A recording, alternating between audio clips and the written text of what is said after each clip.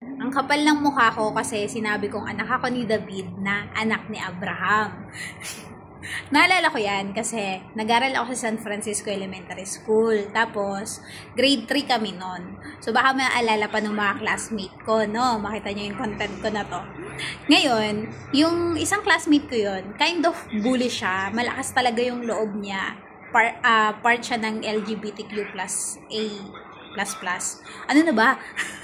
Part siya nun. Tapos, bukod doon, strong din yung religion niya kasi iglesia siya. Kaya, medyo powerful talaga siya. Tapos, parang, syempre, bata pa, diba? Nagagamit na advantage kasi parang yun yung backer niya, parang may ganyan. So, kung medyo na madami kami nabubuli niya. Tapos, introvert ako, talagang tahimik akong estudyante. Yung, alam mo, hindi nagalaw, di makabasag plato, ganyan. Tapos, nag-timingan na nabubuli niya na ako. Kasi nga, parang lahat naman nung mga tahimik, binubuli, diba?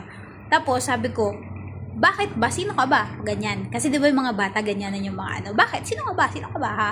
Di mo ako kilala? Ganyan. Ngayon, yun yung atake ko para di na ako aawain. Hindi mo ako kilala, ha? Tapos sabi niya, bakit? Sino ka ba? Sabi ko, anak lang naman ako ni Sabi ko, kapal lang mukha ko talaga.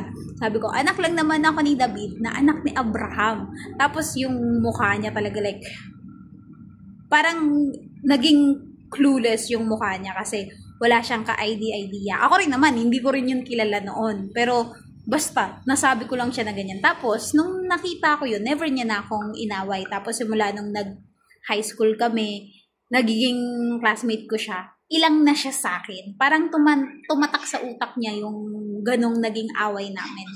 Tapos, naalala ko lang bigla. Kasi ang kapal talaga ng mukha ko, no? I mean, sinabi ko na gano'n. Tapos ginagamit ko pa pala yun.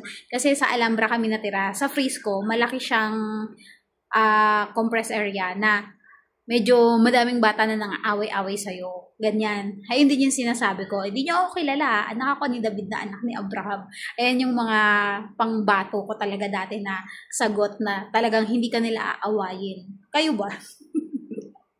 Kapal ng mukha ako talaga. Pero anyway, anak naman tayo lahat, diba? At least, buhay na buhay yung spirit ko nun.